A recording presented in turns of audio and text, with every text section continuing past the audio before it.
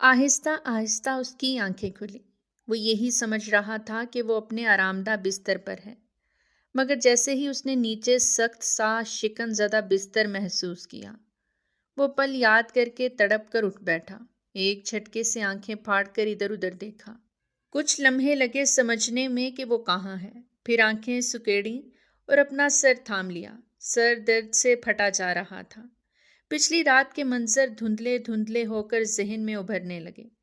Please چھوڑیں مجھے، please مجھے جانے دیں۔ آپ جو سمجھ رہے ہیں میں ویسی نہیں ہوں، مجھے جانے دیں۔ ایک معصوم سی لڑکی کی کپ کپاتی آواز اس کے کانوں میں گونجی۔ میں تمہیں نہیں چھوڑ سکتا، تمہارے لیے ہی تو یہاں آیا ہوں۔ آج مجھے خوش کرنے کی باری تمہاری ہے۔ پھر اس نے خود کو یہ جواب دیتے سنا تھا، نہیں نہیں۔ اگلے ہی پل اس نے اپنے بالوں کو مٹھیوں میں جکڑ لیا۔ ایک سسکی اس کے ہونٹوں سے نکلی اور وہ دوبارہ اسی سخت بیڈ پر منہ کے بل جا گرا۔ چودھری صاحب آ گئے ہیں، نیچے سے آواز آئی۔ وہ تھوڑی دیر پہلے ہی سیڑھیاں اتر کر نیچے آیا تھا، جب جہاں آرا نے ساڑی کا پلو سمیٹتے ہوئے ایک دلکش ادا سے کہا، وہ جو کسی وجود کو بے تابی سے تلاش کر رہا تھا۔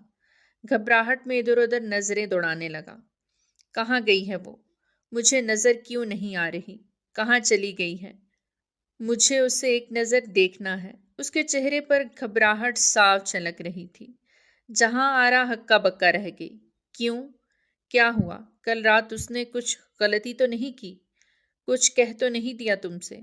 ابھی اس کی بات مکمل بھی نہ ہوئی تھی کہ دانش چودھری نے ہاتھ فضا میں بلند کیا، انگلی سے اسے چپ رہنے کا اشارہ دیا اور ایک قدم پیچھے ہٹتے ہوئے سنجیدگی سے بولا، پہلے مجھے یہ بتاؤ وہ لڑکی تھی کون؟ تم نے اسے میرے پاس کیوں بھیجا؟ وہ لمحے بھر کو رکا، پھر آنکھیں سکیڑ کر دانت پیس کر بولا، کیونکہ وہ کہیں سے بھی وہ لڑکی نہیں لگ رہی تھی۔ اس نے اپنی بات پہ زور دے کر آنکھیں پھاڑے کہا۔ تو جہاں آرا کا حلق گویا خشک ہو چکا تھا۔ کیا ہو گیا ہے چودھری صاحب؟ آپ فکر نہ کریں، کچھ نہیں ہوگا۔ آپ کو اس لڑکی کی اتنی فکر کیوں ہے؟ آ جائے گی وہ۔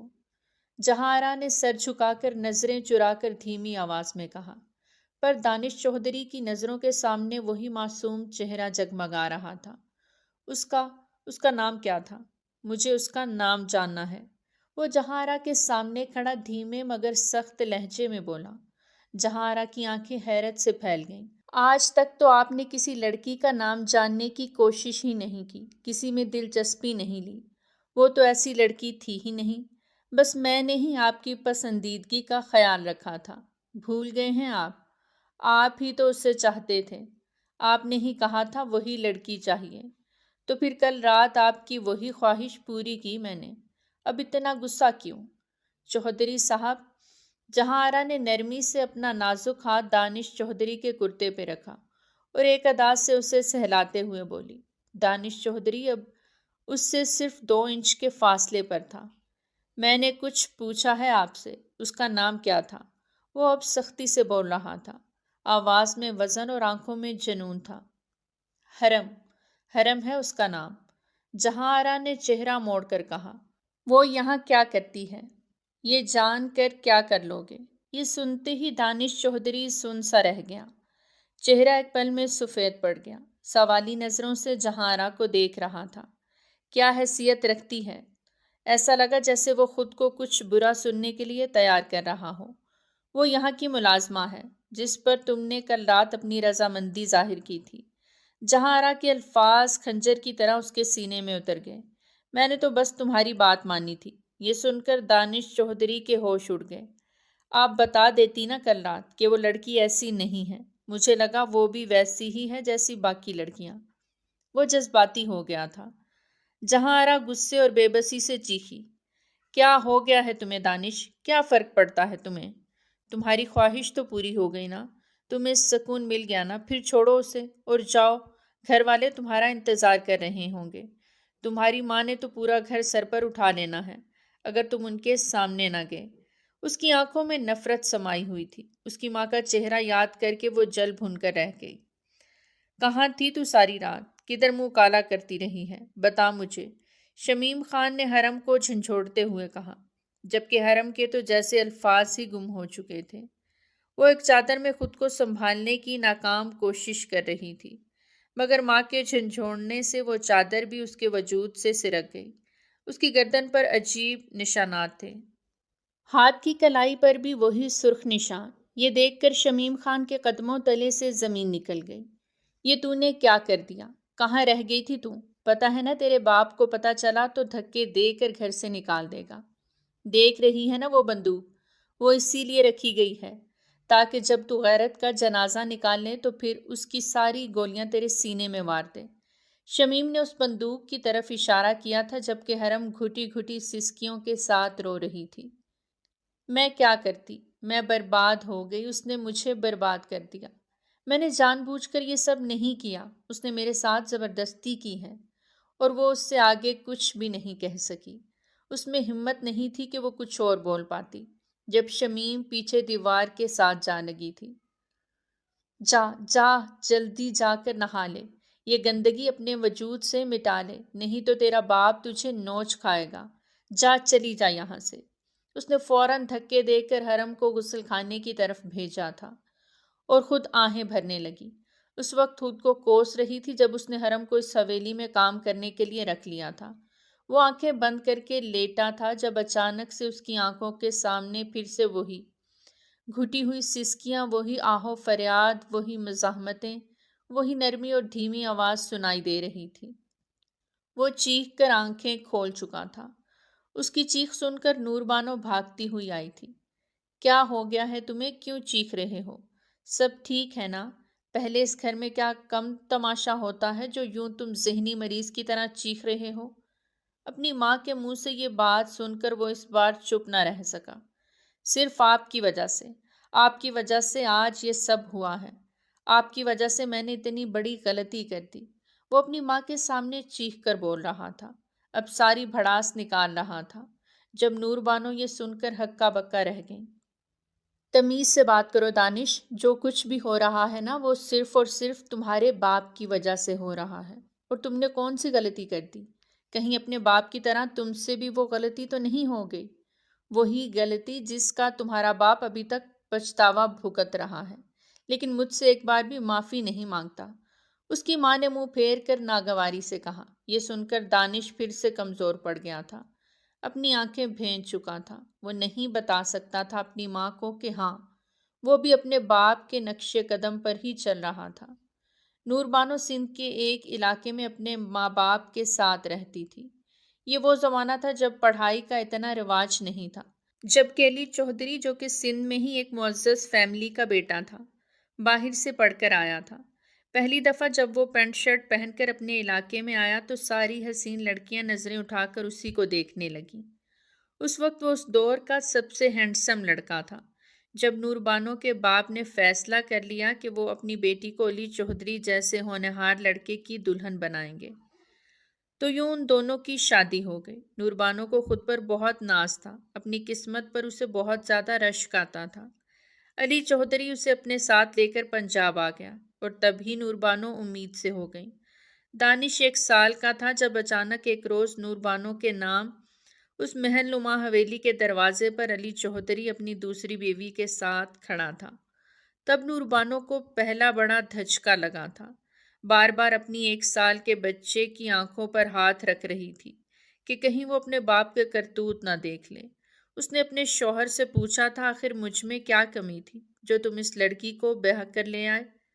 وہ لڑکی وہ سوتن اور کوئی نہیں بلکہ جہاں آرا تھی۔ نور بانو کو پتا چلا کہ اس کا شوہر تو پہلے سے ہی اس کا شیدائی تھا، وہ تو پہلے سے ہی اس سے شادی شدہ تھا اور نور بانو اس کی دوسری بیوی تھی۔ نور بانو تو خود کو پہلی بیوی سمجھتی آئی تھی، اب وہ جان گئی تھی کہ وہ تو دوسری عورت تھی۔ پہلی عورت تو جہاں آرا تھی جس سے علی چودھری کی کوئی اولاد نہ ہو پائی تھی۔ جب پہلی دفعہ جہاں آرا کے کمرے سے گھنگرو کی آوازیں سنائی دی تو نور بانو نے کھڑکی سے دیکھا تھا، وہ جیسے رقص کر رہی تھی اور اس کا شوہر علی چودھری اپنی پہلی بیوی کے رقص کا دیوانہ ہو رہا تھا۔ یہ سب منظر دیکھ کر نور بانو کے ہوش اڑ گئے۔ اس کا شوہر نہ جانے کب سے بے وفائی کر رہا تھا۔ اس نے فیصلہ کیا تھا کہ اب اپنے شوہر کا سامنا کرے گی۔ اس سے پوچھا، آخر تم نے یہ سب کیوں کیا؟ مجھ میں ایسی کیا کمی رہ گئی تھی جو تم نے مجھ سے یہ سچائی چھپائی اور میرے سامنے اس عورت کو لا کر رکھ دیا؟ یا تو یہ رہے گی یا میں۔ نور بانو نے اپنا آخری فیصلہ آنسو پونچھ کر اپنے شوہر کو سنایا۔ علی چودھری پوری طرح پھنس گیا تھا۔ نور بانو نے اسے کہا تھا اسے طلاق دے دو۔ علی چودھری نے انکار کر دیا، میں اسے طلاق نہیں دے سکتا۔ تو نور بانو نے فیصلہ کیا میں اپنے بچے کو لے کر ہمیشہ کے لیے یہاں سے چلی جاؤں گی۔ اس نے دانش کا ہاتھ تھاما اور وہ گھر سے جانے لگی جب علی اس کے پیروں میں گر گیا تھا۔ ایسے مت کرو، میرے بچے کو مجھ سے مت چھینو۔ ہاں، میں جہاں آرا کو ہمیشہ کے لیے حویلی سے دور لے جاؤں گا، اسے الگ گھر میں رکھوں گا، لیکن تم مجھ سے دور مت جانا۔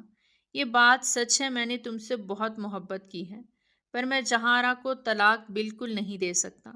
میں بہت بڑی مشکل میں پھنسا ہوا ہوں۔ اس شرط پر نور بانو اس کے ساتھ رہنے کو تیار ہو گئی تھی، لیکن زندگی بھر وہ اپنے شوہر علی چودھری کو معاف نہیں کر پائی تھی۔ ہمیشہ اسے تانے دیتی رہتی، اس سے سیدھے منہ بات تک نہیں کرتی تھی، جس کا سارا خمیازہ ان کے بیٹے دانش چودھری کو بھگتنا پڑا۔ اور تبھی ایک روز اس نے اپنے باپ کا پیچھا کیا تھا کہ اس کا باپ جاتا کہاں ہے، وہ کیوں رات رات بھر باہر رہتا ہے۔ جب دانش نے اپنے باپ کا پیچھا کیا تو وہ جان گیا تھا کہ وہ ایسی رنگین دنیا میں جاتا ہے جہاں جا کر سارے مرد سارے غم بھول جاتے ہیں۔ اور پھر دانش چودھری جوانی کی دہلیز پار کر کے چھپ کر اسی حویلی میں چلا گیا۔ وہ نہیں جانتا تھا کہ جہاں آرا اس سے کس بات کا بدلہ لے گی۔ پہلی دفعہ جہاں آرا نے اس کے سامنے دنیا کی حسین ترین لڑکیوں کو رکھ دیا تھا۔ جس پر انگلی رکھو گے اسی لڑکی کو تمہارے پاس بھیج دوں گی۔ دانش نے پہلی دفعہ ایک لڑکی پر انگلی رکھی تھی، وہی اس کے سامنے حاضر ہو گئی، پر دانش چودھری شاید بھول گیا تھا۔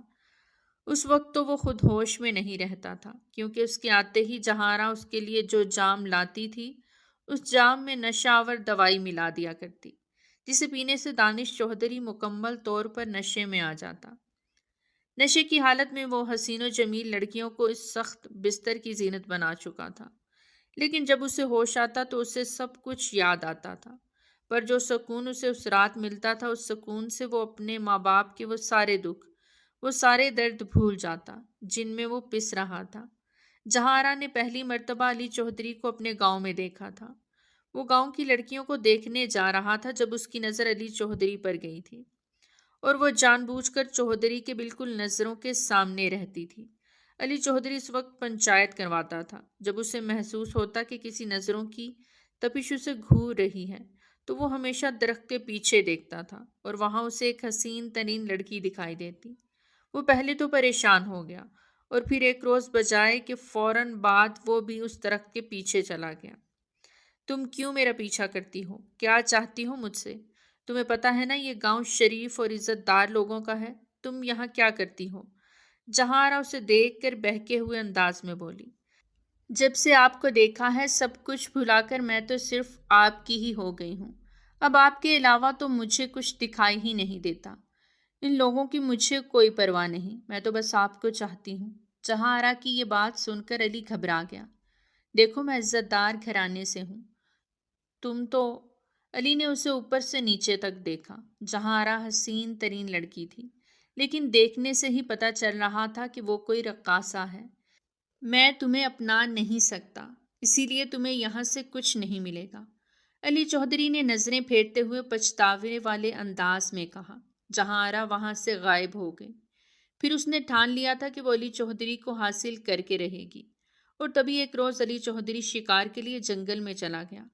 جہاں آرا نے علی چودھری کو پھنسانے کا پورا انتظام کر لیا۔ اس نے علی پر الزام لگانے کی سازش کی اور اپنے ہاتھوں سے ہی کسی لکڑہارے کی جان لی تھی۔ علی چودھری جو کہ ہرن کا شکار کر رہا تھا، جیسے ہی اس نے تیر مارا تو درخت کے پاس آیا تو وہ تیر جو ویسے نشانہ چوک چکا تھا، جہاں آرا کی سازش سے اب لکڑہارے کے زخمی سینے پر لگا ہوا تھا۔ علی چودھری کو لگا جیسے یہ سب کچھ اس نے کیا ہے۔ وہ پیشانی پر ہاتھ رکھ کر بے چینی سے سوچ رہا تھا کہ اب وہ کیا کرے، وہ کیسے اپنے اس جرم کو چھپائے۔ تبھی اسے پیچھے سے کسی کی آواز سنائی دی۔ یہ کیا علی چودھری، تم سے تو کسی کا قتل ہو گیا، اب گاؤں والے تو تمہیں نہیں چھوڑیں گے، اب تمہارا کیا بنے گا؟ تم شہر بھاگ کر بھی نہیں جا سکو گے۔ علی چودھری نے فخر سے کہا، مجھے کسی نے نہیں دیکھا۔ پر جہاں آرا کہنے لگی، تم مجھے بھول رہے ہو، تمہیں ان دو حسین آنکھوں نے دیکھا ہے۔ یہ دو آنکھیں تمہاری اس حرکت کی گواہ ہیں جو پورے گاؤں والوں کو بتا سکتی ہیں۔ علی چودھری بے چین ہو گیا۔ دیکھو ایسا مت کرو، تم تو مجھ سے محبت کرتی ہو نا، تم تو مجھے چاہتی ہو۔ علی چودھری نے ایک ہی لمحے میں جہاں آرا کو اپنے قریب کیا، جیسے وہ اس طرح کرنے سے اس کی باتوں میں آ جائے گی۔ جہاں آرا تو اس کی باہوں میں آنے کے لیے پہلے ہی بے چین تھی۔ اصل میں وہ چاہتی ہی یہی تھی۔ اب اسے محسوس ہو رہا تھا جیسی ساری دنیا اس کے قدموں میں آ گئی ہو۔ جب وہ بولی، میں تو یہی چاہتی تھی، وہ دن کب آئے گا جب میں اس طرح تمہارے قریب آؤں گی۔ نہیں پتا تھا اس دن کے لیے مجھے یہ سب کچھ کرنا ہوگا۔ جہاں آرا کی بات سن کر علی چودھری نے اسے دور کیا اور کہنے لگا، یہی چاہتی ہو نا میں تمہیں ہمیشہ کے لیے اپنا لوں؟ میں تمہیں اپنا لوں گا، تم سے نکاح کر لوں گا، لیکن تمہیں یہ سچائی کسی کو نہیں بتانی ہوگی۔ جہاں آرا یہی سب تو چاہتی تھی، اور اب وہ سب کچھ ہو چکا تھا۔ اس کا دل خوشی سے کود رہا تھا۔ وہ کہنے لگی، ٹھیک ہے، آپ چاہتے ہیں تو آپ کے لیے میں یہ سب کر لوں گی۔ بدلے میں مجھے آپ کو ساری زندگی اپنانا ہوگا، اپنی بیوی بنا کر عزت کے ساتھ رکھنا ہوگا۔ اور یوں علی چودھری مجبور ہو کر جہاں آرا سے نکاح کر چکا تھا۔ اب وہ چاہ کر بھی جہاں آرا کو خود سے الگ نہیں کر سکتا تھا، اور یوں وہ اس الزام سے بچ چکا تھا۔ اس کا یہ نکاح سب سے چھپا ہوا تھا۔ اس نے نور بانو کو یہ سچائی بالکل بھی نہیں بتائی تھی۔ آج تک یہ سچائی نہ ہی دانش چودھری کو پتہ چلی۔ 20 سال ہو چکے تھے، مگر کسی کو بھی اس حقیقت کا علم نہیں تھا۔ تبھی جہاں آرا اپنی سوتن کے بیٹے کو اپنے پاس آتے ہوئے دیکھتی تو ہمیشہ اسے بگاڑنے کے حساب سے دیکھتی تھی۔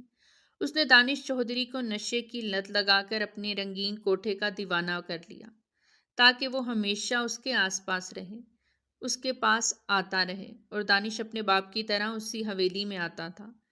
ادھر حرم خان اپنے ماں کے ساتھ اور اپنے باپ کے ساتھ روزگار کے لیے پنجاب آئی تھی۔ اس کا باپ دلاور خان کافی بہادر تھا۔ پورے شہر میں اس کی دہشت مشہور تھی۔ حرم خان ہمیشہ خود کو ڈھانپ کر رکھتی۔ شمیم خان کو اس کا شوہر بہت ہی محدود خرچہ دیتا تھا، جس میں ماں بیٹی کے ضروری اخراجات بھی پورے نہیں ہوتے تھے۔ شمیم بس یہی سوچتی رہتی کہ کب وہ وقت آئے گا جب وہ اپنی بیٹی کو رخصت کرے گی۔ اس کی اپنی بیٹی اس پر دباؤ بڑھاتی جا رہی تھی۔ تبھی 1 سال میں ہی اس کی دوستی محلے کی سکینہ سے ہو گئی۔ سکینہ خاتون جو کہ کافی تیز طبیعت کی تھی، اس نے شمیم کے کان میں یہ بات ڈال دی کہ اپنی بیٹی کو کسی حویلی میں کام پر لگوا دو۔ حویلی کی مالکن اچھی عورت ہے جو بہت اچھی تنخواہ دیتی ہے۔ تم فکر نہ کرو، تمہاری بیٹی کو مہینے کے 40-50 ہزار تو مل ہی جائیں گے۔ یہ سن کر پہلے تو شمیم اپنے شوہر کے ڈر سے انکار کر چکی تھی، لیکن جب دلاور خان ایک روز کام کے لیے کہیں جانے کے لیے تیار ہوا تو اس نے پیچھے سے فیصلہ کیا کہ وہ ان دنوں کا فائدہ اٹھا کر اپنی بیٹی کو حویلی میں کام پر لگوا دے گی۔ وہ اپنی بیٹی کو ساتھ لے کر وہاں چلی گئی۔ میں یہاں پر مالکن کا انتظار کر رہی ہوں، مجھے اپنی بیٹی کو کام پر لگوانا ہے۔ شمیم خان 1 گھنٹے سے اپنی بیٹی کا ہاتھ تھامے ہوئے وہاں کھڑی تھی۔ وہ ایک ملازمہ سے کہنے لگی تو ملازمہ نے کہا، میڈم تو کسی کام کے لیے گاؤں گئی ہیں، آپ ایسا کریں اپنی بیٹی کو چھوڑ کر چلی جائیں، یہ ہمارے ساتھ کام کر لے گی، آج سے ہی اس کا کام شروع ہو جائے گا۔ یہ سن کر شمیم پہلے تو گھبرا گئی، لیکن پھر مجبور ہو کر حرم کو وہیں چھوڑ کر واپس آ گئی۔ حرم، جس کے لیے یہ حویلی کسی کوٹھڑی سے کم نہیں تھی، اپنی عمر کی لڑکیوں کو دیکھ کر وہ پریشان ہو چکی تھی، جبکہ وہ لڑکیاں اس سے کئی گنا زیادہ فیشنیبل تھیں۔ اسے لگ رہا تھا جیسے وہ کسی عجیب ہی دنیا میں آ گئی ہو۔ وہ تو ان میں سے کسی کے مقابلے پر نہیں تھی۔ وہ کہاں جانتی تھی یہ حویلی نہیں کوئی کوٹھا ہے جہاں صرف اور صرف جہاں آرا کا راج چلتا ہے۔ جہاں آرا نے دوپہر کے وقت اسے کام کرتے دیکھا۔ ایک معمولی سی نظر ڈال کر وہ اپنے کام میں مصروف ہو گئی۔ اسے معلوم نہیں تھا کہ حرم خان اس کے ایک جانے مانے اور مخصوص گاہک کی پسند بن جائے گی، جس پر وہ ایک اشارہ کرے گا اور وہ جسے نایاب عورت بنا دے گا۔ شمیم روزانہ شام 6 بجے اپنی بیٹی کو واپس لے آیا کرتی، لیکن جب اس روز اسے پتا چلا کہ 2 دن بعد دلاور خان واپس آ رہا ہے تو وہ بھاگتی ہوئی حرم کو حویلی سے واپس لانے جا رہی تھی، جب اچانک ایک تیز رفتار گاڑی سے اس کا ٹکراؤ ہو گیا۔ اتفاق سے وہ گاڑی دانش چودھری کی تھی۔ جب وہ فوراً گاڑی سے اترا، بھاگتے ہوئے اس کے قریب آیا۔ آپ ٹھیک تو ہیں نا؟ کہیں چوٹ تو نہیں آئی؟ آئیں میرے ساتھ چلیں، آپ مجھے اپنا گھر بتائیں۔ دانش نے شمیم خان کو سہارا دے کر گاڑی میں بٹھایا۔ نہیں، مجھے گھر نہیں جانا، وہ کراہتے ہوئے بولی۔ دیکھیے، آپ کہیں اور نہیں جا سکتی، آپ کو ریسٹ کی بہت ضرورت ہے۔ میں ابھی ڈاکٹر کو آپ کے گھر بلوا لیتا ہوں، بس آپ اپنا ایڈریس بتا دیں۔ شام ہو چکی تھی۔ اپنی بیٹی کا ذکر وہ ایک نامحرم لڑکے سے نہیں کرنا چاہتی تھی، اسی لیے جذبات چھپا رہی تھی۔ مجبور ہو کر وہ دانش کو اپنا گھر کا پتہ دے چکی تھی، اور یوں دانش اسے اس کے چھوٹے سے محلے میں واقع 2 کمروں پر مشتمل گھر میں لے آیا۔ شکریہ بیٹا، دانش کا دل سے شکر ادا کرتے ہوئے کہا۔ وہ اسے سہارا دے کر اندر لے گیا۔ میں ڈاکٹر کو فون کر دیتا ہوں، شمیم نے اسے روک لیا۔ نہیں بیٹا، تم نے میری بہت مدد کی ہے، تمہارا بہت شکریہ، دانش نے نرمی سے کہا۔ میری وجہ سے ہی آپ کو تکلیف پہنچی ہے، یہ تو میری ذمہ داری ہے، میں آپ کے پیر کی مالش کر دیتا ہوں۔ یہ کہتے ہی دانش نے جھک کر شمیم کے دونوں پیر تھام لیے۔ شمیم نے فوراً پیچھے کر لیے۔ نہیں نہیں، کیسی باتیں کر رہے ہو؟ تم تو کسی کام سے جا رہے تھے نا، وہیں چلے جاؤ، دیکھو کتنا وقت ہو گیا ہے۔ اصل میں تو شمیم اپنی بیٹی کو لینے کے لیے جانا چاہتی تھی، کیونکہ وقت بہت ہو چکا تھا، اور یوں دانش معذرت کر کے واپس چلا گیا، جبکہ شمیم جانے کی تیاری کر رہی تھی۔ جیسے ہی اس نے دروازہ کھولا، سامنے دلاور خان کو دیکھ کر اس کے رونگٹے کھڑے ہو گئے۔ بغیر سلام کے وہ کپکپاتے ہوئے بولی، العالمین، آپ جلدی کیسے آ گئے؟ آپ نے تو کہا تھا کہ 2 دن بعد آئیں گے۔ دلاور ہنستے ہوئے بولا، ارے تم تو ایسے ڈر رہی ہو جیسے میں نے تمہاری کوئی چوری پکڑ لی ہو، یا جیسے تمہیں میرا آنا اچھا نہیں لگا۔ چلو میرے لیے کھانا تیار کرو۔ اور حرم اتنی جلدی سو گئی ہے؟ میں حرم کو دیکھ کر آتا ہوں۔ دلاور خان جیسے ہی حرم کے کمرے کی طرف بڑھا، شمیم نے اسے روک لیا۔ ارے بچی کے سر میں درد تھا، مجھے بتانا یاد نہیں رہا۔ اس نے کہا ہے کہ لائٹ بند رہے اور کوئی اسے ڈسٹرب نہ کرے، وہ کل صبح مل لے گی۔ شمیم نے بغیر کچھ ظاہر کیے پختہ لہجے میں کہا، تاکہ اس کے شوہر کو شک نہ ہو۔ دلاور اپنی بیٹی کے لیے فکر مند تو ہوا، لیکن شمیم کی بات سن کر فوراً واپس مڑ گیا اور بولا، چلو میرے لیے کھانا تیار کرو، بہت بھوک لگی ہے۔ شمیم جو بیٹی کو لینے کے لیے جانے والی تھی، مجبور ہو کر شوہر کے کہنے پر کھانا تیار کرنے لگی۔ دل ہی دل میں وہ حرم کی فکر میں گھلی جا رہی تھی کہ نہ جانے وہ کہاں ہوگی، اس کا کیا بنا ہوگا۔ کچھ دیر بعد ایک گاڑی حویلی کے سامنے آ کر رکی۔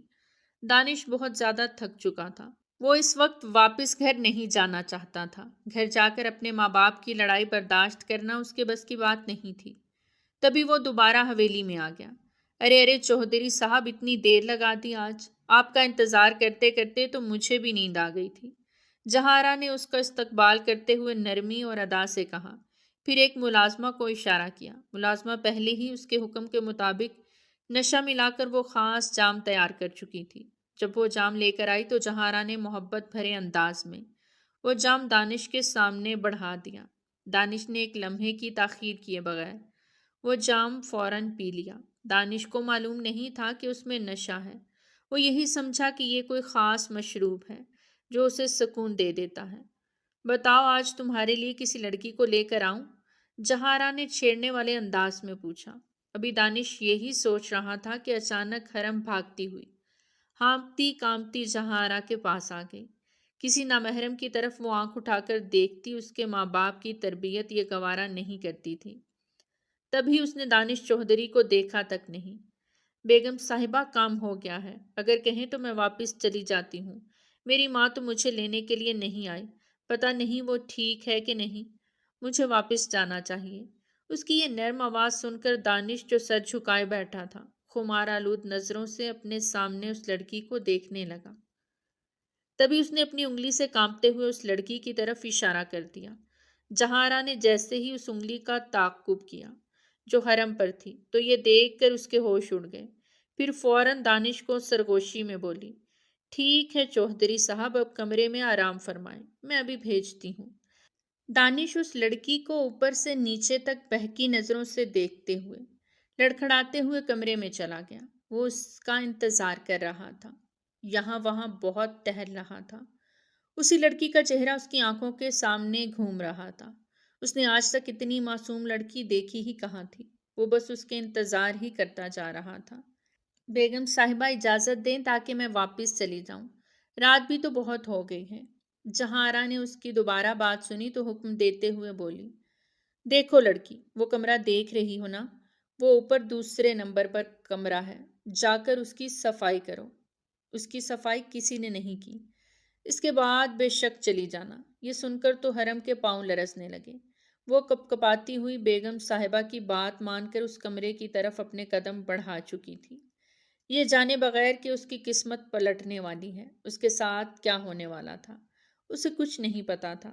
دروازہ بجاتے ہوئے وہ جیسے ہی اندر گئی تو اگلے ہی پل دانش چودھری نے اسے دونوں ہاتھوں سے تھام کر دیوار کے ساتھ لگا دیا۔ کمرے میں اندھیرا تھا۔ دانش کی بہکی ہوئی سانسیں اور حرم کی سسکیاں گونج رہی تھیں۔ چھوڑیں مجھے، یہ آپ کیا کر رہے ہیں؟ میں یہاں صفائی کرنے کے لیے آئی ہوں۔ یہ سن کر دانش تھوڑا سا الگ ہوا، پھر اسے کھینچ کر اپنے قریب کرتے بولا، ان بہانوں کا کوئی فائدہ نہیں ہے، تم میری وجہ سے ہی یہاں ہو۔ چلو، اب مجھ سے برداشت نہیں ہو رہا تمہاری یہ خوبصورتی، مجھے تمہارا دیوانہ کر رہی ہے۔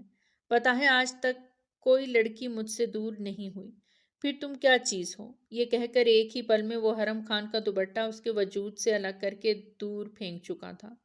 حرم نے اپنے سینے کو اپنے دونوں ہاتھوں سے چھپا لیا۔ آپ کیا کر رہے ہیں؟ آپ مجھے غلط سمجھ رہے ہیں، پلیز ایسا مت کریں۔ اس سے پہلے کہ وہ کچھ اور بول پاتی، دانش نے اس کے ہونٹوں پر اپنا ہاتھ رکھ دیا۔ وہ اس پر جھک چکا تھا، ساری حدود پار کر رہا تھا۔ اگلے ہی پل حرم اس کی گرفت میں مچل رہی تھی۔ وہ جتنا اس کے نزدیک جاتا جا رہا تھا، حرم اتنا ہی اس سے دور ہو رہی تھی۔ دانش اس کی گردن پر جھک کر اس پر لب رکھ چکا تھا۔ ایسا نشہ اس سے پہلے کبھی نہیں ملا تھا۔ وہ ایک ہاتھ سے اس کے وجود کی تپش اپنے ہاتھوں میں جذب کر رہا تھا۔ حرم بن پانی کے مچھلی کی طرح تڑپ رہی تھی۔ اگلے ہی پل دانش نے اسے اپنے بازوؤں میں بھر لیا اور اس کی مزاحمت کی کوئی پرواہ نہ کرتے ہوئے اسے بیڈ پر لیٹا چکا تھا۔ وہ اس کے قریب جانے ہی والا تھا جب حرم نے ایک دفعہ پھر اسے روک لیا۔ میں ایسی لڑکی نہیں ہوں، میری عزت مت برباد کرو، میں تمہیں کبھی معاف نہیں کروں گی۔ میں تو یہاں صرف کام کرنے کے لیے آتی ہوں، مجھے معاف کر دو، مجھ سے کوئی غلطی ہو گئی ہے، پلیز مجھے جانے دو۔ یہ سن کر دانش فوراً بولا، دیکھو یہی تو تمہارا کام ہے نا؟ تمہارا کام یہ نہیں تو کیا ہے؟ تمہیں اس کے پورے پیسے مل جائیں گے۔ اگر تمہیں مسئلہ ہے تو میں تمہیں پیسے دے دوں گا، اور اب بھی مجھے تم سے سیٹسفائی ہونا ہے۔ میں یہاں سیٹسفائی ہونے کے لیے آتا ہوں اور تم سیٹسفائی کرنے کے لیے، سمجھی؟ اور اب مجھے تمہاری آواز بالکل بھی نہیں آنی چاہیے۔ یہ کہتے ہی دانش اس پر جھک گیا، جبکہ حرم کو ایسا لگ رہا تھا جیسے اس کے وجود میں کانٹے چبھ رہے ہوں۔ اسے اپنے ماں باپ کی عزت یاد آنے لگی، مگر اس وقت وہ کچھ نہیں کر پائی تھی۔ وہ جان گئی تھی کہ وہ کتنی بری طرح پھنس چکی ہے۔ اسے یہاں مالکن نے صرف کام کے لیے نہیں بلکہ اسی شخص کی مراد پوری کرنے کے لیے بھیجا تھا، جس کا وہ چہرہ بھی نہیں دیکھ پائی تھی۔ وہ سب کچھ اتنے اندھیرے میں ہوا تھا کہ حرم اس شخص کا چہرہ بھی نہیں دیکھ پائی۔ اگلے روز وہ شخص کروٹ لیے سو رہا تھا جس کو رات کو سکون ملا تھا۔ حرم نے پاس پڑا دوپٹہ اپنے سینے پر لپیٹا اور دروازہ کھول کر بھاگتی ہوئی حویلی سے باہر نکل آئی۔ وہ بھاگ رہی تھی۔ جیسے ہی اپنے گھر کے کچھ فاصلے پر پہنچی تو وہیں دوسری طرف سے اس کا ابا اس کے گھر سے نکل رہا تھا۔ کچھ دیر پہلے ہی اس کے ابا نے پھر سے اپنی بیوی سے حرم کا پوچھا تھا۔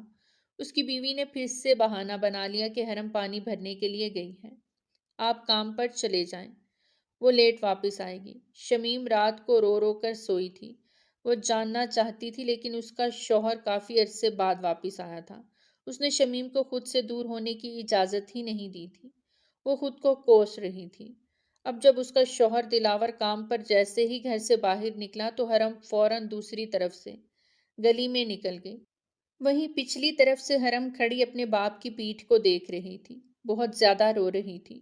وہ جیسے ہی گھر گئی تو شمیم نے اس کی حالت دیکھی تو گویا اس پر سکتہ طاری ہو گیا۔ وہ واش روم کے اندر کھڑی تھی۔ رات کا منظر کسی ڈراؤنی فلم کی طرح اس کی آنکھوں کے سامنے گونج رہا تھا۔ وہ دل ہی دل میں اس وجود کو بد دعائیں دے رہی تھی۔ جب 1 گھنٹہ گزر گیا تو شمیم نے دروازہ بجانا شروع کر دیا۔ باہر نکلو حرم، تمہیں گھبرانے کی کوئی ضرورت نہیں ہے، میں تمہارے ساتھ ہوں، تم فکر مت کرو، سب ٹھیک ہو جائے گا۔ میں تمہارے باپ کو یہ سچائی بالکل بھی نہیں بتاؤں گی، انہیں کچھ نہیں پتا چلے گا۔ اس سب کو ایک غلطی سمجھ کر، خواب سمجھ کر بھول جاؤ، باہر نکلو۔ شمیم دروازہ پیٹ رہی تھی، کہیں اس کی بیٹی کوئی غلط قدم نہ اٹھا لے۔ وہ ایک بہادر ماں بن کر اپنی بیٹی کو تسلی دے رہی تھی۔ حرم کچھ دیر بعد جیسے ہی باہر نکلی تو اپنی ماں کے گلے لگ کر پھوٹ پھوٹ کر رونے لگی۔ یہ میری ہی غلطی ہے، کاش میں نے تجھے وہاں نہ بھیجا ہوتا، کاش میں فرق کر لیتی کہ وہ حویلی کیسی ہے، وہاں درندے رہتے ہیں، تو آج تیرے ساتھ یہ سب نہ ہوتا۔ میری بچی مجھے معاف کر دے۔ شمیم رو رو کر اپنی بیٹی کو جا بجا چوم کر یہ شکوہ کر رہی تھی۔ وہ کہاں جانتی تھی کہ وہ اس برے سانحے کو کبھی بھی نہیں چھپا سکتی۔ کچھ دنوں بعد ہی حرم کی جیسے ہی حالت خراب ہوئی، اسے اپنے اندر تبدیلی محسوس ہونے لگی۔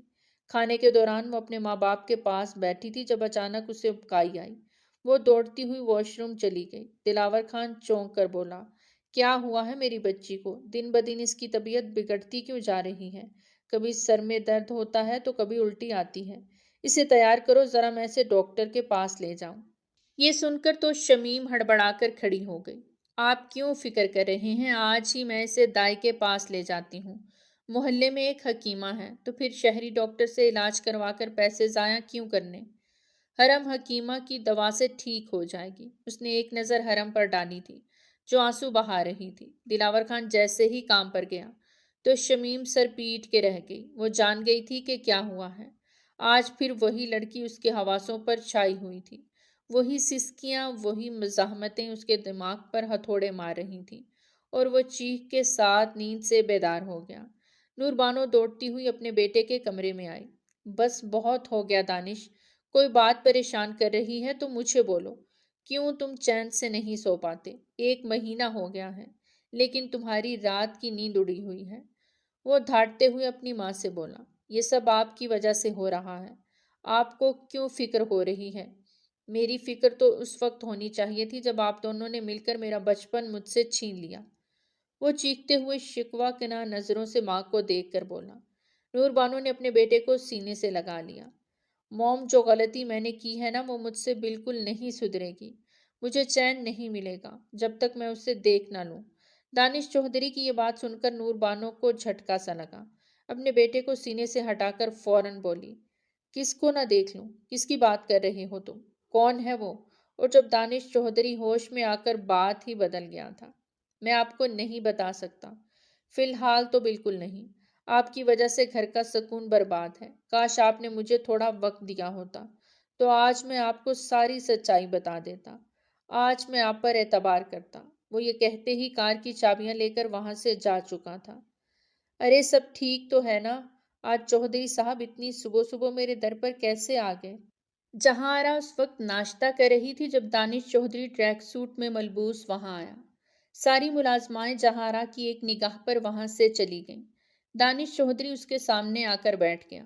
مجھے اس لڑکی کے بارے میں جاننا ہے، وہ کون ہے اور کہاں رہتی ہے؟ اس نے لاپرواہی سے ادھر ادھر دیکھ کر کہا تھا۔ جہاں آرا اس کی بات سن کر خفگی سے رہ گئی۔ وہ معمولی سی لڑکی تمہارا کیا بگاڑ سکتی ہے؟ اگر میں نے اسے بھیج دیا تمہارے آرام گاہ میں تو اس میں بڑی بات نہیں ہے۔ اس جیسی لاکھوں ملازمائیں میرے لیے کام کرتی ہیں۔ تم جس پر ہاتھ لگاؤ گے میں اسے تمہارا بنا دوں گی۔ جہاں آرا ابھی اتنا ہی کہہ پائی تھی جب دانش چودھری آگے کی جانب جھک کر اپنی انگلی ٹیبل پر مار کر چبا چبا کر بولا، مجھے وہی لڑکی چاہیے تو چاہیے۔ میں اسے اپنے بستر پر لانے کے لیے آپ سے بات نہیں کر رہا، مجھے بس اس کا پتہ جاننا ہے۔ دانش چودھری کی آنکھوں میں جنون دوڑ رہا تھا۔ جہاں آرا کو ایسا لگ رہا تھا جیسے وہ اس کے ہاتھوں سے نکل رہا ہو۔ یہ مت بھولو دانش، آج تک تمہاری ماں نے تمہیں وہ سکون نہیں دیا جو سکون میں نے تمہیں دیا ہے، اور پھر تم اسی تھالی میں چھید کر رہے ہو جس میں تم کھاتے ہو۔ وہ رخ موڑ کر خفا ہو کر بولی۔ دانش چودھری اپنے دونوں ہاتھ سر پہ رکھ کے آنکھیں بند کیے گہری سانس خارج کرنے لگا۔ I am sorry, I am really sorry. میں جذباتی ہو گیا تھا، لیکن میں کیا کروں؟ وہ لڑکی مجھے چین سے جینے نہیں دیتی۔ میری راتوں کی نیند اس نے حرام کر دی ہے۔ جب تک میں اس سے مل نہیں لیتا، سوری نہیں بول دیتا، مجھے آرام نہیں ملے گا۔ میں نے اس رات اس کے ساتھ اچھا نہیں کیا۔ وہ آنکھیں بند کیے تب کر بولا تھا، جبکہ جہاں آرا یہ سن کر مسکرا دی۔ ٹھیک ہے، میں ابھی کسی سے پوچھ کر اس کے گھر کا پتہ تمہیں بتاتی ہوں، فکر نہ کرو۔ یہ کہتے ساتھ اس نے ایک ملازمہ کو بلایا اور اس سے تھوڑی بات چیت کی۔ ایک ڈائری پر اس نے وہ ایڈریس لکھا اور وہ برق رفتاری سے دانش چودھری کو تھما دیا۔ یہ اس لڑکی کا پتہ ہے، جاؤ، لیکن بات یاد رکھو، میری حویلی پر کوئی انگلی نہیں اٹھنی چاہیے، تمہیں مجھے بیچ میں نہیں لانا ہوگا۔ وہ آنکھیں پھاڑے اسے سختی سے بولی۔ دانش چودھری کو اس کی کوئی پرواہ نہیں تھی۔ اس نے ایڈریس فوراً ایک ہی جھٹکے سے لیا اور پھر اپنی آنکھوں میں وہ ایڈریس ذہن نشین کر کے وہاں سے بھاگتے ہوئے باہر چلا گیا۔ جہاں آرا گش کھا کر رہ گئی۔ نور بانو، میں تمہارے بیٹے کو اتنا برباد کر دوں گی کہ وہ بغاوت پر اتر آئے گا۔ تم نے میرے شوہر کو مجھ سے چھینا ہے، میں تمہیں چین سے نہیں جینے دوں گی۔ تمہارے بیٹے کو تم سے اتنا دور کر دوں گی نا کہ تم پچھتاؤ گی۔ تم اس لڑکی کو تو کبھی نہیں اپناؤ گی جس کے پیچھے تمہارا بیٹا پاگل ہو گیا ہے۔ اس کی آنکھوں میں تو میں دیوانگی دیکھ ہی سکتی ہوں۔ جہاں آرا دل ہی دل میں سوچ رہی تھی۔ اسے وہ دن یاد آئے تھے جب کئی سال پہلے اس کا شوہر رات کے ایک وقت اس کے پاس آیا تھا اور اسے یہ خبر سنائی تھی کہ اس نے دوسری شادی کر لی ہے۔ ان کی شادی کو اس وقت 5 سال ہو گئے تھے۔ وہ علی چودھری کی یہ بات سن کر پاگل ہو گئی تھی۔ یہ تم نے کیا کر دیا؟ میری محبت میں کوئی کمی آ گئی تھی علی، جو تم نے دوسری شادی کر لی؟ میں کیسے اپنی سوتن کو برداشت کروں گی؟ میں تو تمہارے وجود پر آئی مکھی کو بھی برداشت نہیں کرتی، کسی مچھر کو بھی تمہارے ارد گرد بھٹکنے نہیں دیتی۔ تمہیں میرے کام سے مسئلہ ہے تو میں یہ کام روک دوں گی۔ جب علی نے اس سے کہا، ایک عیب ہے تم میں، تو آج تک مجھے اولاد نہیں دے سکی۔ 5 سال ہو گئے ہیں، کاش تم مجھے اولاد دے پاتی تو میں تمہیں ہمیشہ صرف اپنے دل میں رکھتا، پر اب مجھے دوسری شادی کرنی پڑی ہے۔ یہ سن کر جہاں آرا کو پہلی دفعہ اپنے بانجھ ہونے پر افسوس ہوا تھا۔ اس کا بانجھ پن ہی تھا جس کی وجہ سے وہ یہ کام کرنے پر مجبور ہو گئی تھی، اور اس نے فیصلہ کیا تھا کہ نور بانو سے سب کچھ چھین لے گی۔ وہ ایڈریس پڑھتے ہی تھوڑا سا تو گھبرا گیا تھا۔ ذہن پر جیسے ہی زور ڈالا تو اس کے پیروں تلے سے زمین نکل گئی۔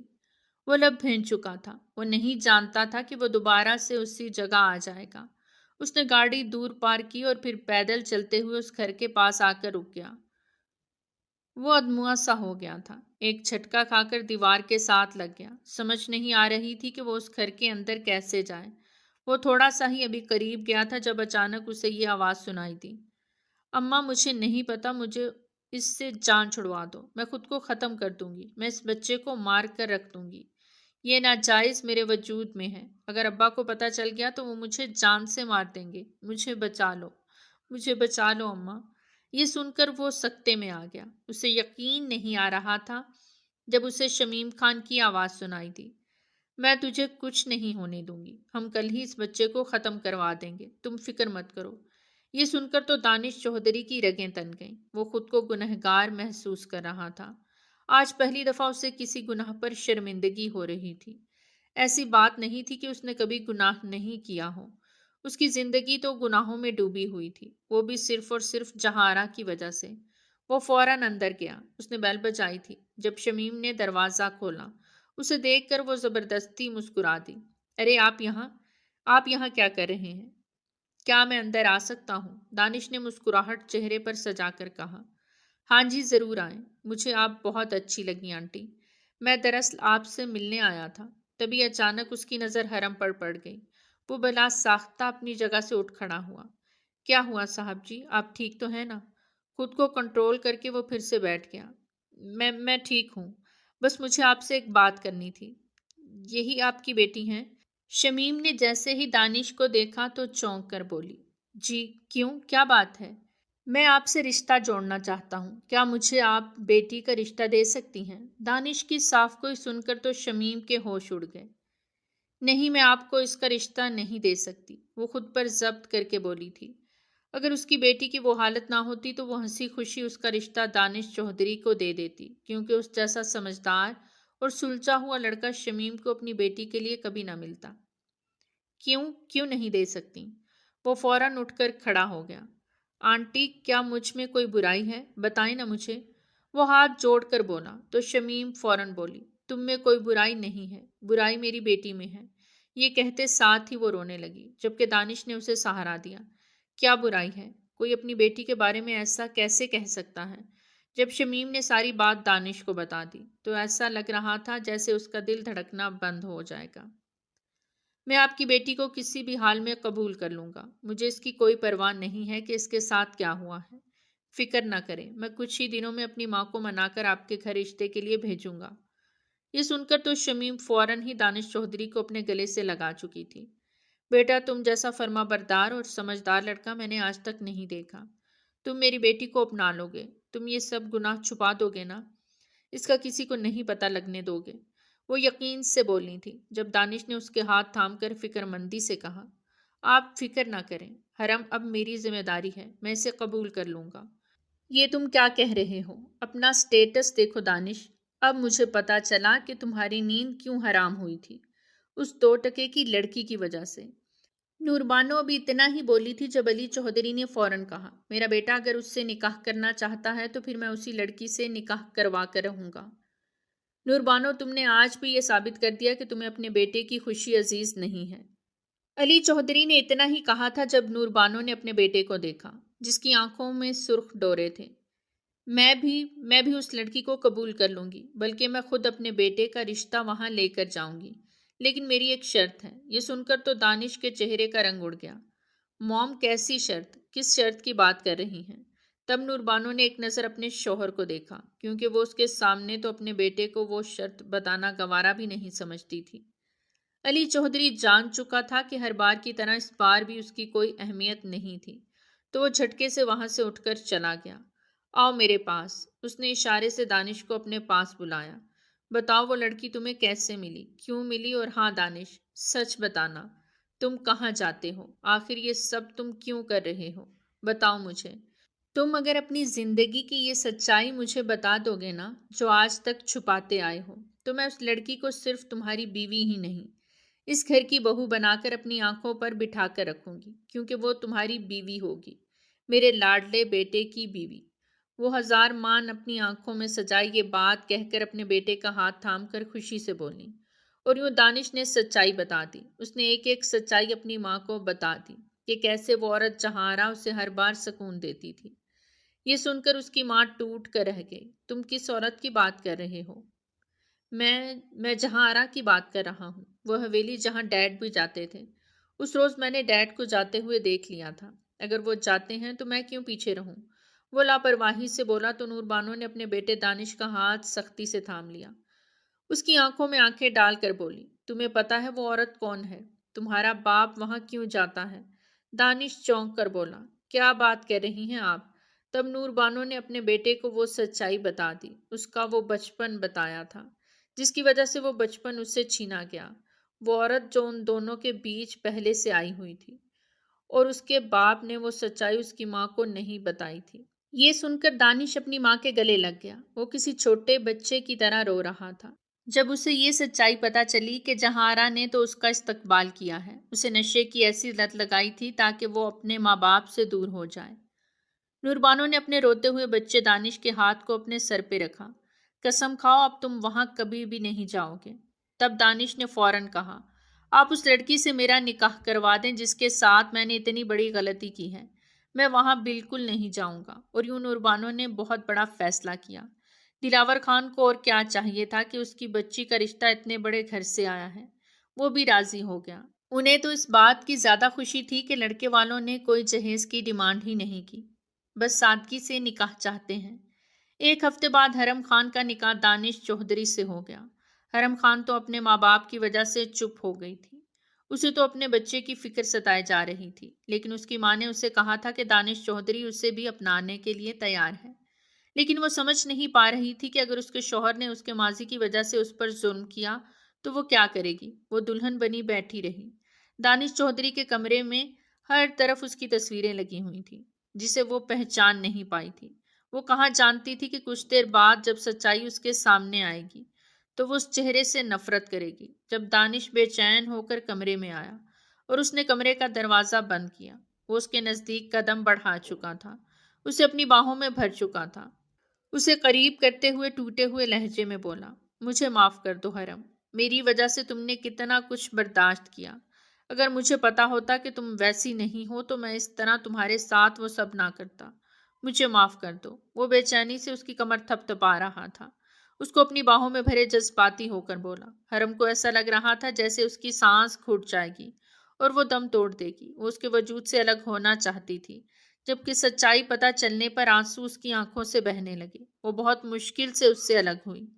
اگلے ہی پل اپنی آنکھوں میں نفرت سموئے ایک جھٹکے سے اسے دور کیا۔ تو وہ آپ ہیں جنہوں نے میرے ساتھ وہ سب کیا، اور اب پھر مجھ پر ترس کھا کر آپ نے مجھے اپنا لیا۔ میں آپ کو کبھی معاف نہیں کروں گی، نہ آج نہ کبھی۔ اگلے ہی پل دانش نے اس کے چہرے پر انگلی رکھ کر اسے خاموش کروا دیا۔ پلیز ایسا مت کرو، تمہاری وجہ سے میں بہت تڑپا ہوں۔ اس کا ہاتھ اپنے دونوں ہاتھوں میں تھام کر اسے یقین دلا رہا تھا۔ میں نے جو کچھ کیا وہ نادانی میں کیا۔ میں بہک گیا تھا۔ اگر مجھے پتا ہوتا کہ تم جیسی پاکیزہ لڑکی میری آرام گاہ میں موجود ہے تو میں تم پر ہاتھ بھی نہ رکھتا۔ اس وقت میں نشے کی حالت میں تھا۔ حرم مجھ سے الگ مت ہو، خبردار جو مجھے اب ہاتھ لگانے کی کوشش بھی کی۔ جب دانش نے فوراً اسے اپنے قریب کیا۔ میں تم پر اب حق رکھتا ہوں۔ میں نے جو غلطی کی تھی میں نے اس کی بھرمائی بھی کر لی ہے۔ تمہیں اپنا نام دیا ہے، اس بچے کو میں اپنا لوں گا۔ میں نے اپنی ماں کو ساری سچائی بتا دی ہے۔ میری ماں بھی تم سے کوئی گلہ نہیں کرے گی۔ جب حرم اپنے ہاتھوں سے آنسو رگڑتے ہوئے بولی، اور میری ماں کا کیا آپ نے میری ماں کو بتایا ہے کہ یہ سب کرنے والے بھی آپ تھے؟ اگر میری ماں کو پتا چلے گا تو وہ تو مجھے آپ کے قریب ہی نہیں بھٹکنے دے گی۔ حرم کی بات سن کر دانش کے چہرے کا رنگ اڑ گیا۔ یہ سچائی تم کسی کو کبھی بھی مت بتانا، نہیں تو میں فنا ہو جاؤں گا۔ میں خود کو کبھی معاف نہیں کر پاؤں گا اور اس شرمندگی میں خود کو ختم کر دوں گا۔ دانش کے چہرے پر جو اذیت واضح تھی، حرم اس کی جنونیت دیکھ کر تڑپ کر رہ گئی۔ دانش نے ابھی بھی اسے نہیں چھوڑا تھا۔ وہ اس سے اپنے قریب کرتا جا رہا تھا۔ وہ آج بھی اس کی خوبصورتی کا دیوانہ تھا، اور اب تو وہ اس کے حق میں تھی، اس کے نکاح میں تھی، تو وہ کیسے پیچھے رہ سکتا تھا؟ وہ دوبارہ سے اپنا چہرہ اس کی گردن میں چھپا گیا، حرم کو پھر سے خود سے قریب کرتے، اس سے پہلے کہ وہ ہر حد پار کرتا۔ جب حرم نے اپنے نازک ہاتھوں سے اسے دور دھکیلا، آپ شاید جان نہیں رہے کہ میں ایسی حالت میں نہیں ہوں، تم یہ سب نہیں کر سکتے، وہ چہرہ پھیر کر بولی۔ تبھی دانش نے اس کے بھرے ہوئے پیٹ کو دیکھا، جو ابھی اتنا واضح نہیں تھا۔ مجھے کوئی پرواہ نہیں ہے، تم فکر مت کرو، مجھے پتا ہے، احتیاط برتوں گا۔ اس کی بات کا مطلب جان کر حرم خاموشی سے اپنے آپ کو پھر سے اس کے نام کر چکی تھی، لیکن اسے معاف کرنا ابھی اس کے لیے بہت زیادہ مشکل تھا۔ وہ اسے معاف نہیں کر سکتی تھی۔ آدھی رات کو دانش کے کانوں میں اس کی گھٹی گھٹی سسکیاں سنائی دے رہی تھیں۔ وہ اٹھ کر بیٹھ کے رو رہی تھی۔ یہ سن کر دانش فوراً اٹھ کر اس کے گرد اپنے بازو حائل کر کے اسے اپنے قریب کر چکا تھا۔ میں ایسا کیا کروں تمہارے لیے جو تم مجھے معاف کر دو؟ دیکھو، آج کے بعد میں اس حویلی میں قدم نہیں رکھوں گا، لیکن تمہاری یہ سسکیاں مجھے چین سے نہیں جینے دیتی۔ پہلے بھی نہیں جینے دیتی تھیں اور اب بھی نہیں جینے دیتی، مجھے بے چین کر دیتی ہیں۔ پلیز مجھ پہ تھوڑا تو رحم کھاؤ۔ دانش کی بات سن کر حرم خاموشی سے اسے دیکھ رہی تھی، جس کی آنکھوں میں عجیب سی خماری تھی۔ وہ ایک بار پھر سے اسے خود سے قریب کر چکا تھا۔ کچھ مہینے ایسے ہی گزرے تھے۔ اب حرم کی حالت ایسی نہیں تھی، جب بھی دانش اسے اپنے قریب کرتا تو وہ فوراً اس سے دور ہو جاتی۔ دانش نے بھی فیصلہ کر لیا تھا کہ وہ کچھ دیر حرم کو وقت دے گا۔ یوں کچھ دیر بعد حرم نے ایک خوبصورت سی ہو بہو اپنے جیسی بیٹی کو جنم دیا۔ جنم دیتے ہی وہ پھوٹ پھوٹ کے رونے لگی۔ یہ سب کیا تماشا ہے؟ نور، تمہاری پوتی اتنی جلدی دنیا میں کیسے آ سکتی ہے؟ کیا تمہیں کچھ غلط نہیں لگ رہا؟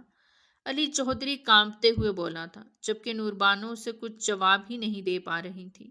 میں تم سے کچھ پوچھ رہا ہوں نور بانو، تمہارے بیٹے نے غلط تو نہیں کیا نا؟ وہ تیزی سے بولا۔ جب نور بانو نے پھٹ کر کہا، آپ کا اپنا بیٹا ہے، آپ کا اپنا خون ہے، خود ہی اس سے جا کر پوچھ لیں، یا پھر ایسا کہوں کہ اپنی پہلی بیوی سے ہی جا کر پوچھ لیں، اس کے پاس آپ کو دینے کے لیے بہتر جواب ہوگا۔ پتا تھا نا آپ کو، آپ کا بیٹا آپ کے نقشے قدم پر چلتا ہے، اس نے تو کچھ غلط نہیں کیا، اس نے تو اپنی غلطی کو سدھارا ہے۔ آپ کو سارے سوالوں کے جواب جہاں کے اس کوٹھے سے مل جائیں گے جہاں آپ روز جاتے ہیں۔ وہ آنکھیں جھکا کر بولی۔ تو علی چودھری کا حلق خشک ہو چکا تھا، اس کے گلے میں ایک گلٹی ابھری تھی۔ وہ فوراً ہی جہارا کے پاس گیا۔ اسی وقت جہارا کی وہ باتیں اس کے کانوں میں گونجی تھیں۔ نور بانو کو میں فنا کر دوں گی، اس کے بیٹے کو تو میں نے اپنی انگلیوں پر نچا کر رکھ دیا تھا، اسے ایسے نشے پلائے کہ وہ بہک ہی جاتا۔ دنیا کی خوبصورت سے خوبصورت لڑکی میں نے اس کو دی، پر بدلے میں اس نے کیا کیا؟ اس نے مجھے ہی پیچھے چھوڑ دیا۔ مجھے ہی ٹھکرا دیا۔ میں اسے اپنا بنانا چاہتی تھی، میں اس کی ماں بننا چاہتی تھی، اس کو اس کی ماں سے دور کرنا چاہتی تھی، جیسے میں نے اس کے باپ کو حاصل کیا تھا نا۔ آج تک اس کے باپ کو پتہ نہیں چل سکا کہ میری وجہ سے اس نے مجھ سے نکاح کیا۔ اگر میں اس لکڑہارے کو نہ مارتی تو آج چوہدری میرا شوہر نہ ہوتا، میری محبت میری نہ ہوتی۔ اپنی محبت کی خاطر مجھے کسی کا خون بھی کرنا پڑا تو میں نے کر دیا۔ یہ سن کر تو علی چوہدری ایک جھٹکا کھا کر رہ گیا۔ اگر اسے دیوار کا سہارا نہ ہوتا تو وہ فوراً وہاں گر جاتا۔ وہ واپس چلا گیا۔ وہ جان گیا تھا کہ اس نے بہت بڑی غلطی کر دی تھی۔ کافی عرصے پہلے اسے وہ غلطی یاد آئی۔ وہ کیسے جہاں کی باتوں میں آ سکتا تھا، اور اس نے فوراً ہی جہاں کو طلاق دینے کا فیصلہ کر لیا۔ نوربانو نے یہ سنا تو اس کے ہوش اڑ گئے۔ آخر ایسا بھی کیا ہوا جو آپ اتنے برسوں سے اسے طلاق نہیں دے رہے تھے، اب آپ نے اسے طلاق دے دی؟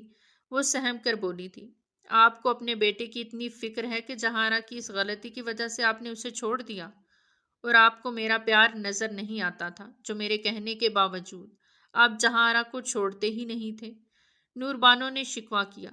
تم غلط سمجھ رہی ہو نوربانو، میں ایک شرط میں پھنس گیا تھا، میں شرط پر جی رہا تھا، توڑنا نہیں چاہتا تھا وہ شرط، اور آج مجھے پتا چل گیا وہ شرط ہی جھوٹی تھی، تو میں یہ جان کر کیسے نہ اسے چھوڑتا۔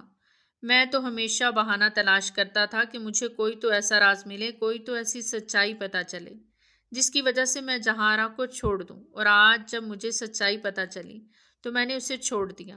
علی چوہدری نے اپنی بیوی کو ساری بات بتا دی۔ نوربانو نے سکھ کا سانس لیا۔ وہ فوراً ہی اپنے شوہر کے گلے لگی۔ اتنے عرصے اس نے اپنے شوہر کو نیچا دکھایا تھا، اسے ہمیشہ تانے دیتی تھی۔ آج وہ اپنے شوہر سے گڑ گڑا کر معافی مانگ رہی تھی۔ وہیں دوسری طرف دانش ساری حدود توڑنے والا تھا۔ اس کی بیٹی 2 مہینے کی ہو گئی تھی۔ بس بہت ہو گیا حریم کو بیچ میں لا کر تم مجھے خود سے دور نہیں کر سکتی۔ آج میں تمہیں دور نہیں جانے دوں گا۔ اس نے حریم کو سوتے ہوئے اٹھا کر بیبی کاٹ میں لٹا دیا، جو ان دونوں کے درمیان سو رہی تھی۔ حرم اس کا ارادہ جان چکی تھی، وہ وہاں سے بھاگتی۔ اس سے پہلے ہی دانش نے فوراً بازو سے تھام کر اسے اپنے قریب کر لیا، اس کی گردن پر آئے بالوں کو ایک ہاتھ سے پیچھے سمیٹ کر۔ وہ اسے خود میں سمونے کے لیے تیار تھا۔ حرم گہری سانسیں لے رہی تھی۔ آج پہلی دفعہ وہ دانش کی محبت کو محسوس کر رہی تھی، وہ محبت، وہ جنون جو اس سے پہلے پاگل پن لگتا تھا۔ آج وہ اسے صحیح معنوں میں محبت سمجھ رہی تھی۔ وہ جان گئی تھی کہ وہ شخص جس نے اسے اتنا بڑا درد اور تکلیف دی تھی، اس کا ہمدرد بھی وہی بنا تھا، اور یوں وہ اپنا سب کچھ اس کے نام کر چکی تھی، اسے ہمیشہ کے لیے معاف کر چکی تھی۔ تو پیارے ریڈرز، آج کی کہانی تھی یہیں تک۔ کیسی لگی آپ کو آج کی کہانی؟ کمنٹ سیکشن میں اپنی قیمتی آراء کا اظہار ضرور کریں۔ بہت جلد ملتے ہیں ایک نئی کہانی کے ساتھ، تب تک ہمیں دیجیے اجازت۔ ٹل دین ٹیک کیئر، اللہ حافظ۔